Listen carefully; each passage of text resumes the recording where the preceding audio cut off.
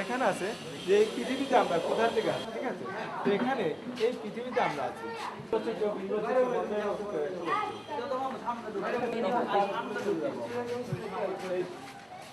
এটা হলো সূক্ষ্ম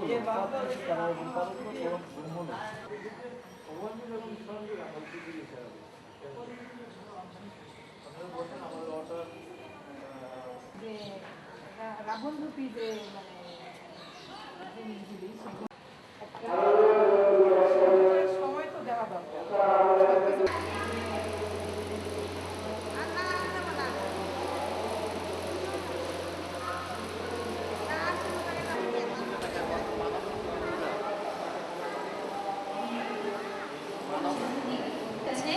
ওয়াটার ফর লাইফ। আপনারা কিছুক্ষণ ধৈর্য ধরে শুনুন এবং দেখুন যে পানির সাথে আমাদের নিজেদের জীবনে কীভাবে জড়িত। পরিবেশনায় দিকে দি academy for a better world কর্তৃক আয়োজিত শারদীয় চৈতন্য দুর্গোৎসবে আপনাদের সবাইকে স্বাগত। এই চৈতন্য দুর্গোৎসবের প্রধান কথাই হচ্ছে আমাদের ভেতরের সুপ্ত চৈতন্য শক্তি রয়েছে, এই সুপ্ত চৈতন্য শক্তিকে জাগ্রত করতে হবে। এই সুপ্ত চৈতন্য শক্তি সম্পর্কে আমাদের কারোরই তেমন একটা যথার্থ জ্ঞান নেই। এখন কথা হচ্ছে চৈতন্য শক্তি কি? চৈতন্য শক্তি শব্দটির অর্থ হচ্ছে যে শক্তির মাঝে চেতনা রয়েছে। চেতনা বলতে আসলে কি বোঝায়? চেতনা বলতে বোঝানো হয় এক ধরনের বিশেষ আবেগানুভূতিজাত সংবেদন।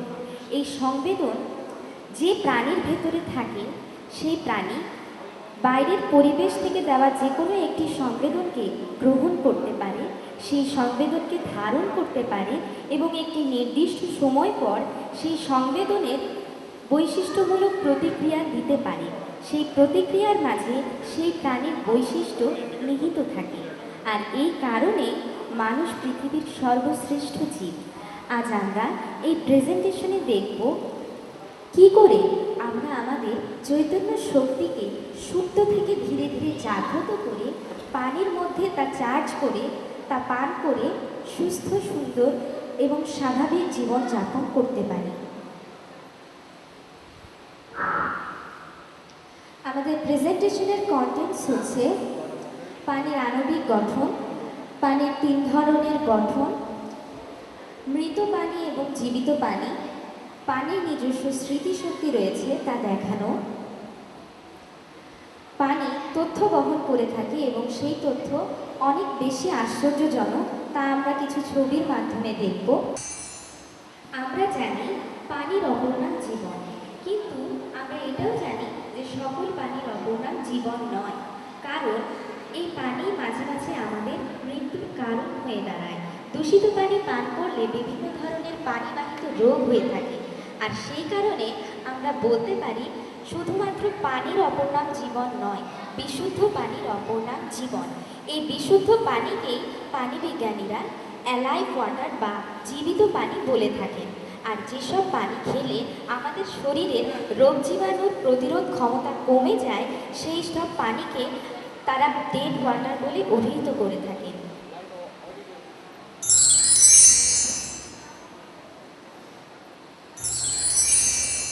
এই ছবিটির মাধ্যমে আমরা পানির আণবিক গঠন সম্পর্কে জানতে পারি। এই ছবিটির মধ্যে দেখানো হয়েছে পানির ভেতরে হাইড্রোজেন এবং অক্সিজেন কিভাবে ক্লাস্টার রূপে থাকে। পানির সংকেত H2O এই পানির গঠনের মধ্যে হাইড্রোজেন এবং অক্সিজেনের সমন্বয়ে গঠিত অণুটি গুচ্ছ আকারে থাকে। এই গুচ্ছ গুচ্ছ আকারে পানি যখন থাকে তখন তারা তাদের মধ্যে একটি আন্তঃআণবিক বন্ধন গঠন করে। এই বন্ধনটি হচ্ছে ষড়ভুজাকার। এই ক্লাস্টারের মাধ্যমে আমরা বুঝতে পারছি পানি তরল অবস্থায় এভাবে গুচ্ছ গুচ্ছ আকারে থাকে।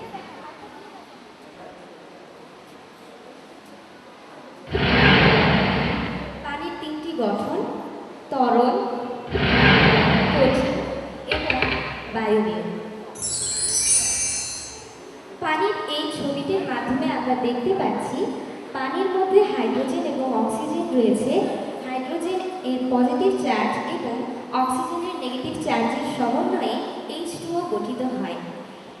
এই ছবিটি দিয়েই আমরা বুঝতে পারি পানির মধ্যে মধ্যে বিদ্যুৎ পরিবহনের ক্ষমতা রয়েছে এবং এই কারণে পানির মাধ্যমে কাপ্তাইয়ের জলবিদ্যুৎ কেন্দ্রে প্রতিদিন কয়েক লক্ষ মেগাওয়াট বিদ্যুৎ উৎপাদিত হয়।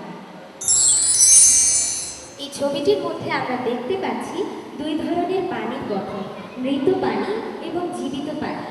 ডেড ওয়াটার বা আনস্ট্রাকচার্ড ওয়াটার মলিকিউলসের সিস্টেমটাই এরকম যে এই ধরনের পানির মধ্যে এদের ইলেকট্রনের সর্ববহিস্থ শক্তি স্তরে একটি ইলেকট্রন কম থাকে, আর এই একটি ইলেকট্রন কম থাকার কারণে H2O এর হাইড্রোজেন এবং অক্সিজেনের সমন্বয়ে গঠিত অণুগুলো সম্পূর্ণ বিচ্ছিন্ন অবস্থায় চারদিকে ঘোরাফেরা করে।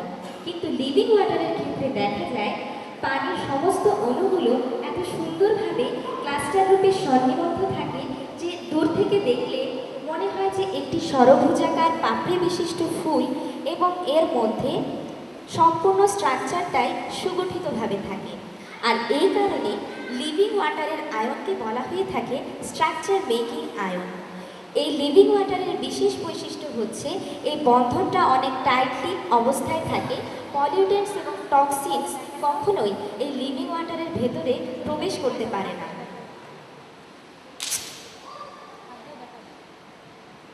বিজ্ঞানীরা গবেষণা করে দেখেছেন মানব দেহের 60% পানি ষড়ভুজাকার, 24% পানি পঞ্চভুজাকার এবং বাকি 14% পানি চতুর্ভুজাকার আকৃতির। এই কারণে বিজ্ঞানীরা বলে থাকেন পৃথিবীর 3 ভাগ জল 1 ভাগ স্থল, ঠিক তেমনিভাবে মানুষের দেহেও 3 ভাগ পানি এবং 1 ভাগ মাটি। একজন সুস্থ মানুষের দেহে সুস্থ কোষের ভেতরে যে পানি অবস্থান করে সেই পানির স্ট্রাকচার আর একজন অসুস্থ মানুষের শরীরের অসুস্থ কোষে অবস্থিত পানির স্ট্রাকচার এক নয়। একজন অসুস্থ মানুষের শরীরের অসুস্থ কোষের ভেতর যে পানি থাকে সেই পানিটা আসলে ডিজিজে আক্রান্ত।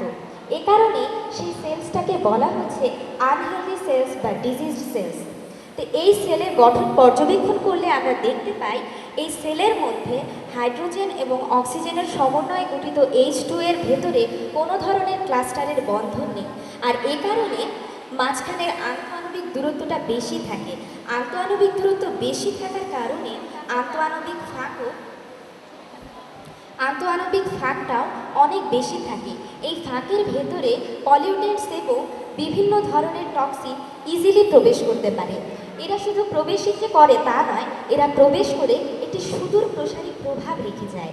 আর এই প্রভাবটাই আমরা অসুখ হিসেবে পরবর্তী সময়ে দেখতে পাই। এই পানির গঠন দেখলে আমরা বুঝতে পারি আসলে এই ফাঁকের জায়গাটার মধ্যেই আসলে রোগ জীবাণু প্রবেশ করে। কিন্তু একটি সুস্থ মানুষের দেহের সুস্থ কোষের ভেতরে এ ধরনের গঠন পরিলক্ষিত হয় না। সেসব গঠন দেখলে বিজ্ঞানীরা বলেন যে এই গঠনের মধ্যে পলিউটেন্টস এবং বিভিন্ন ধরনের উচ্চ তড়িৎ ঋণাত্মক পদার্থ খুব সহজে প্রবেশ করতে পারে না, কেননা বন্ধনের মাঝখানে কোনো ইলেকট্রনের ঘাটতি নেই। আর এই ইলেকট্রনের ঘাটতি না থাকার কারণে দেখা যায় বন্ধনটা অনেক শক্তিশালী থাকে। এই ধরনের পানির গঠনই মানবদেহের সুস্থতার জন্য অপরিহার্য। আর এই ধরনের গঠন যে সমস্ত কোষে থাকে সে সমস্ত কোষ অতি সহজে টক্সিন অ্যাকিউমুলেশন এবং সেলুলার প্রবলেমসে আক্রান্ত হয় না। কিন্তু আনহেলদি সেলসের ক্ষেত্রে দেখা যায় যে অতি সহজেই টক্সিন এবং পলিউটেন্টস ইজিলি প্রবেশ করতে পারে। আর এই কারণে দেখা যায় টক্সিন অ্যাকিউমুলেশন এবং সেলুলার প্রবলেমস বেশি দেখা যায়। এই ছবিটার মাধ্যমে আমরা আসলে বুঝতে পারবো পানি কতখানি তথ্য বহন করতে পারে। পানির ক্লাস্টারের যে ছবিটি আমরা দেখেছি সেই ছবিটার মধ্যে বিজ্ঞানীরা মাইক্রোস্কোপে পর্যবেক্ষণ করে দেখেছেন পানির অণুর গঠনের ভেতরে 4,40,000 মেমোরি প্যানেল রয়েছে। এই 4,40,000 মেমোরি প্যানেল থাকার কারণে পানি স্মৃতিশক্তির অনেক বেশি পানি স্মৃতি সংরক্ষণ করে রাখতে পারে। এই ছবিটি আসলে বিজ্ঞানীদের একটি পর্যবেক্ষণের ছবি। এই ছবিটির মাধ্যমে আমরা দেখতে পাচ্ছি পানি কি করে একটি শব্দের ভাইব্রেশন গ্রহণ করার পর তার ক্লাস্টারের আকৃতিটা সম্পূর্ণভাবে পরিবর্তিত হয়ে যায়। বিজ্ঞানীরা একটি ঝর্ণার পানি একটি ঝর্ণার পানি বোতলের ভেতরে ঢুকিয়ে সেই বোতলটার চারদিকে লেবেল লাগিয়ে দিয়েছিলেন মাইক্রোসফটের ওয়ার্ড প্রসেসরে টাইপ করে থ্যাঙ্কস শব্দটি। থ্যাঙ্কস শব্দটির অর্থ আমরা সকলেই জানি। থ্যাঙ্কস শব্দটির অর্থ হচ্ছে ধন্যবাদ। এই কৃতজ্ঞতার ভাইব্রেশনটি পানি প্রথমে গ্রহণ করে ধারণ করেছে। ধারণ করার পর যখন 24 ঘন্টা সেই পানিটিকে বরফে পরিণত করা হলো, সেই বরফের টুকরা ভেঙে বিজ্ঞানীরা যখন অণুবীক্ষণ যন্ত্রে পর্যবেক্ষণ, তখন তারা দেখতে পেলেন যে পানির ক্লাস্টারটি এই আকৃতি ধারণ করেছে।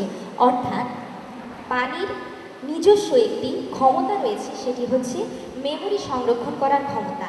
তো এখন বিজ্ঞানীরা এই অবস্থা থেকে বুঝতে পারলেন পৃথিবীর প্রত্যেকটি বস্তুকণারই একটি নিজস্ব ভাইব্রেশন হয়ে রয়েছে, যে ভাইব্রেশনে সেই বস্তুকণাটি প্রতি মুহূর্তে অসিলেট করতে থাকে। প্রতি মুহূর্তে অসিলেট ততক্ষণই করতে থাকে যতক্ষণ না পর্যন্ত বাইরের পরিবেশ থেকে তার চাইতে উচ্চ কম্পাঙ্ক বিশিষ্ট অন্য কোনো ভাইব্রেশন না দেওয়া হয়। তো এই কারণেই দেখা যায় আমরা যখন একটি বৃত্ত আঁকি, সেই বৃত্তের প্রত্যেকটা অণুপরমাণু বৃত্তের ভাইব্রেশনে অসিলেট করতে থাকে। আমরা যখন কাউকে গালি দিই, তখন আমাদের মুখ থেকে বের হওয়া শব্দ চারদিকে অন্যের প্রতি ঘৃণার ভাইব্রেশন ক্রিয়েট করতে থাকে। আর এই ভাইব্রেশনটাই যখন আমরা বিজ্ঞানীদের মাধ্যমে দেখতে পাই সেটার বাস্তবতা, তখন এই ছবিতে সেটা এভাবেই ধরা পড়েছে। এই ছবিটির মধ্যে বিজ্ঞানীরা আসলে কিছুই করেননি। বিজ্ঞানীরা এক বোতল পানির দিকে তাকিয়ে কিছুক্ষণ একটা শব্দ বলেছিলেন, যে শব্দটা হিন্দু ধর্মাবলম্বী মুনি ঋষিরা প্রায় সময়ই উচ্চারণ করে থাকে, এবং উচ্চারণ করার পর তারা ধ্যানমগ্ন অবস্থায় ঈশ্বরের কাছ থেকে শক্তি গ্রহণ করেন। সেই শব্দটি হচ্ছে ওম। ওম শব্দটির অর্থ হচ্ছে আমি আত্মা। আর এই শব্দটি অনেক বেশি শক্তিশালী। সেই শব্দটির শক্তি কতটুকু তা এই ছবির মাধ্যমেই আমরা দেখতে পাই। আমাদের শরীরের একেবারে মাথার যে তালু রয়েছে, সেই তালুর মধ্যে একটি চক্র রয়েছে। সেই চক্রটিকে বলা হয় সহস্রার চক্র। এই চক্রটার বৈশিষ্ট্য হচ্ছে, এই চক্রটা এমন একটা পদ্ম ফুলের মতো, যে পদ্ম ফুলের চারদিকে হাজারটা পাপড়ি রয়েছে। তো ওম শব্দটার এত বেশি ক্ষমতা, ওম শব্দটা যখন পানির মধ্যে ভাইব্রেশন দেওয়া হলো, আমি আত্মা, এই শব্দটার ভাইব্রেশন যখন দেয়া হলো, তখন দেখা গেল পানির ক্লাস্টারটা সম্পূর্ণভাবে একটা ক্রিস্টাল স্ট্রাকচারে পরিণত হয়েছে। দূর থেকে দেখলে মনে হয় কেউ যেন অনেকগুলো ক্রিস্টাল একসাথে সুন্দর করে সাজিয়ে রেখেছে। এবং শুধু তাই নয়, দূর থেকে দেখলে আরও মনে হয় যে চারদিকে যেন হাজারটা, একটা পদ্ম ফুলের হাজারটা পাপড়ি চারদিকে ছড়িয়ে রয়েছে। তো এই স্ট্রাকচারটা কেন গঠিত হলো? এই স্ট্রাকচারটা এই কারণে গঠিত হলো কারণ শব্দটি ছিল ওম। ওম শব্দটির অর্থ হচ্ছে আমি আত্মা। আর এই শব্দটি পৃথিবীর সবচেয়ে শক্তিশালী শব্দ এই কারণে, কারণ এই শব্দটির মাধ্যমেই আমরা আমাদের ভেতরে লুকিয়ে থাকা শুদ্ধ চৈতন্য শক্তিকে সম্পূর্ণভাবে তীব্র গতিতে জাগ্রত করতে পারি। আর এই শব্দটির মাধ্যমেই আসলে আমাদের যে শুদ্ধ চৈতন্য শক্তি রয়েছে তা জাগ্রত হয়। শুধু জাগ্রতই হয় না, পরম চৈতন্য শক্তির কাছ থেকে শক্তির কিরণ গ্রহণ করে নিজের শক্তিতে সম্পূর্ণরূপে ভরপুর হতে পারে। এখন আমরা দেখব কিছু আশ্চর্যজনক মেসেজ যা ওয়াটার আমাদেরকে দিয়ে থাকে। প্রথম ছবিটি হচ্ছে সানরুইচি ইউসুইতে অবস্থিত ঝর্ণা, যেটি জাপানে অবস্থিত। এই জাপানের সানরুইচি ইউসুই ঝর্ণার পানি অত্যন্ত স্বচ্ছ এবং স্ফটিক আকৃতির। এই ঝর্ণার পানি সম্পূর্ণভাবে দূষণবিহীন। তো এই দূষণবিহীন পানি যখন বিজ্ঞানীরা পর্যবেক্ষণ করলেন, তখন দেখলেন তার ক্লাস্টারটা এই আকৃতির এসেছে। অ্যান্টার্কটিক মহাসাগরের পানির ক্লাস্টারের স্ট্রাকচার। ফ্রান্সে অবস্থিত লর্ডস ঝর্ণার পানির ক্লাস্টারের স্ট্রাকচার। জাপানের কিনকি প্রদেশের একদম কেন্দ্রবিন্দুতে অবস্থিত বিওয়াকো হ্রদের পানির ক্লাস্টারের স্ট্রাকচার। এই প্রদেশের পানি অনেক লোক ইউজ করে থাকে। এই প্রদেশের পানি প্রতি মুহূর্তে বিভিন্ন দূষিত পদার্থের দ্বারা দূষিত হচ্ছে। আর এই দূষণের কারণে বিওয়াকো হ্রদের পানির ক্লাস্টারের স্ট্রাকচারটা এই আকৃতির এসে দাঁড়িয়েছে। জাপানে অবস্থিত ইয়োডো নদীর ক্লাস্টারের স্ট্রাকচার।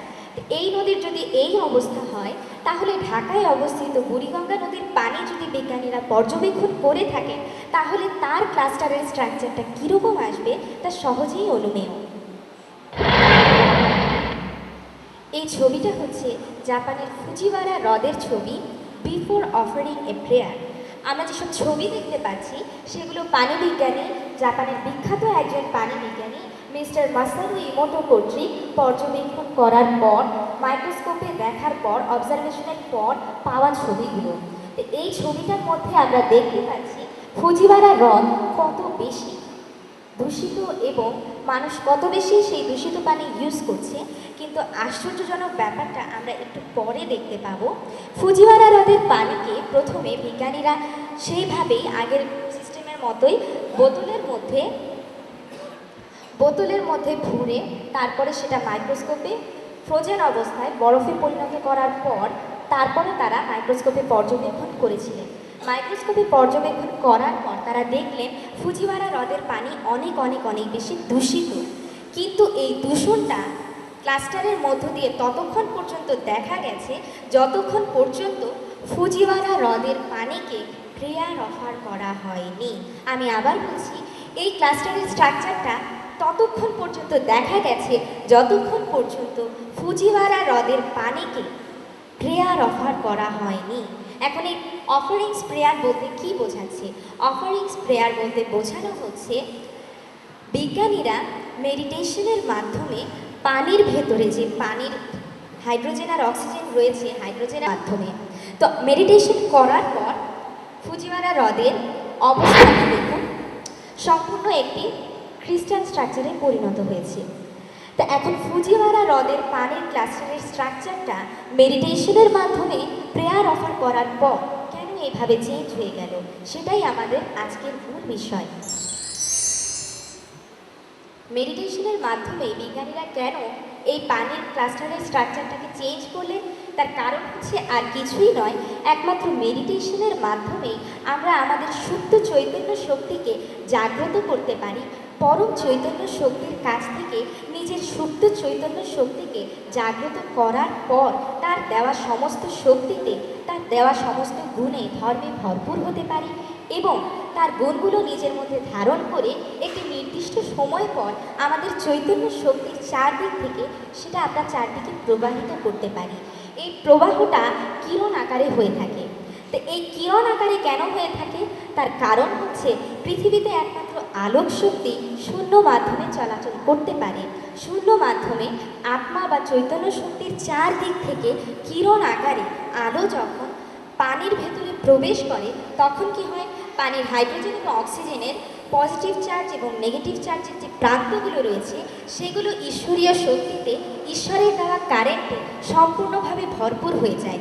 আমরা সবাই জানি আমাদের শরীরে প্রতি মুহূর্তে একটি নির্দিষ্ট অ্যামাউন্টের কারেন্ট উৎপাদন হয়, যে কারেন্টকে জৈব বিদ্যুৎ বলা হয়ে থাকে। তো এই জৈব বিদ্যুতের কারণে একজন সুস্থ স্বাভাবিক মানুষের দেহের যদি আমরা নাড়ি পর্যবেক্ষণ করি তখন তার নার্ভের তাপমাত্রা আমরা 98 ডিগ্রি সেলসিয়াস হিসেবে পাই। তো এই জৈব বিদ্যুৎ যে প্রতি মুহূর্তে তৈরি হচ্ছে, এই জৈব বিদ্যুতের তাপমাত্রা তখনই চেঞ্জ হয়ে যায় যখন আমাদের শরীরের কোষগুলো তার সুগঠিত অবস্থায় থাকে না, কিংবা রোগ জীবাণু যখন প্রবেশ করে, রোগ জীবাণু যখন তার প্রভাব বিস্তার করে।